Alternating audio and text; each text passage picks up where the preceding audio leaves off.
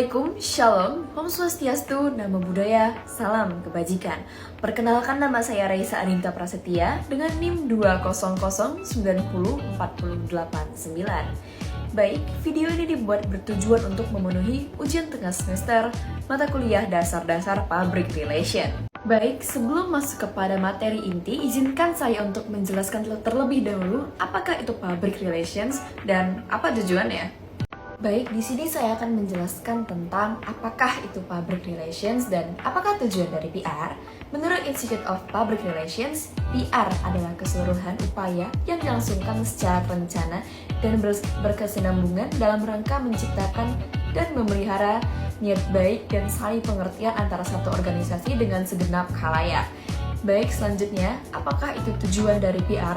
PR bertujuan untuk mencapai citra baik ataupun good image, kemudian untuk mencapai etikat baik ataupun goodwill, kemudian untuk saling pengertian ataupun mutual understanding, kemudian untuk saling mempercayai ataupun mutual confidence, kemudian adalah saling menghargai ataupun mutual appreciation, dan yang terakhir adalah untuk saling bertoleransi. Baik, selanjutnya saya akan menjelaskan tentang kilas balik Public Relations. Baik, di sini saya akan menjelaskan tentang kilas baik terkait Public Relations. Baik, yang pertama adalah saya akan menjelaskan tentang fakta tentang perkembangan Public Relations. Fakta yang pertama adalah 3 juta orang di seluruh dunia bekerja sebagai Public Relations. Yang kedua, di United States of America, 200 universitas memiliki jurusan Public Relations. Wah, keren sekali ya. Yang ketiga adalah di Eropa sendiri terdapat 80 universitas yang menawarkan kajian Public Relations. Kemudian di Tiongkok, lebih dari 500.000 pelajar mendalami ilmu Public Relations dan di perguruan tinggi di pusat-pusat ataupun di pelatihan. Dan yang terakhir adalah di Thailand, Singapura, Malaysia, dan termasuk Indonesia juga mengalami perkembangan di bidang Public Relations. Sangat keren, bukan? Oke, kita akan masuk kepada sejarah PR ataupun sejarah Public Relations. Baik, pada zaman Yunani kuno, Plato dan Aristoteles mulai meresearch dan meneliti tentang pendengar, seni retorika, dan kemudian adalah seni persuasi. Baik, setelah itu saya punya satu cerita nih yang masih terkait dengan Public Relations. Baik, pada tahun 1903, Ivy Lee adalah seorang penasehat John D. Rockefeller. Fun fact, John D. Rockefeller ini adalah pemilik Standard Oil di Pennsylvania dan Railroad. Kemudian pada suatu hari terjadi pemogokan buruh di tambang batu bara serta kecelakaan kereta api.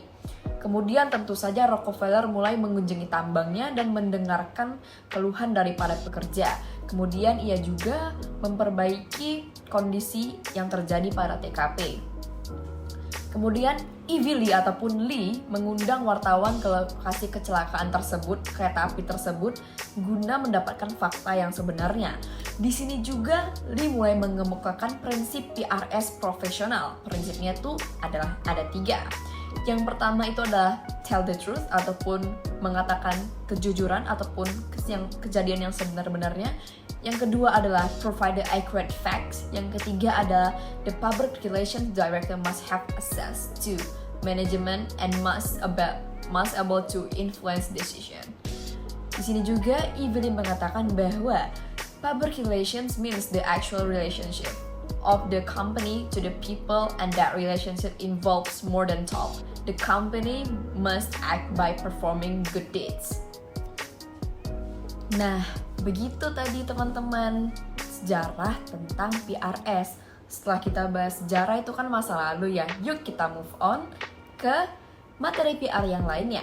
Baik, PR itu tidak hanya persoalan tentang teknik ataupun teknik.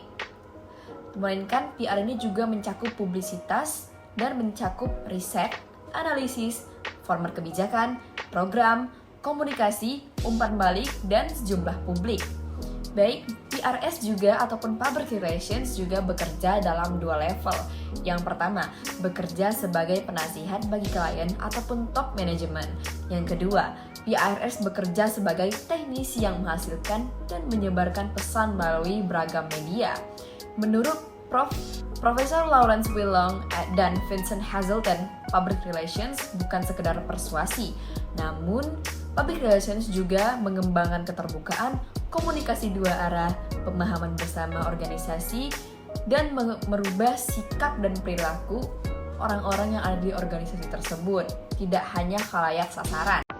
Baik, kita sudah berada di penghujung video. Sebelum itu saya akan menyebutkan 5 kemampuan penting untuk Public Relations. Yang pertama adalah keterampilan menulis, yang kedua adalah kemampuan penelitian, yang ketiga adalah keahlian perencanaan, yang keempat adalah kemampuan memecahkan masalah, dan yang kelima adalah mampu bersaing di bidang ekonomi dan bisnis. Nah teman-teman, jadi begitulah kilas balik terkait Public Relations. Bagaimana? Sangat menarik bukan? Sekian video dari saya, lebih dan kurangnya saya mohon maaf. Assalamualaikum warahmatullahi wabarakatuh.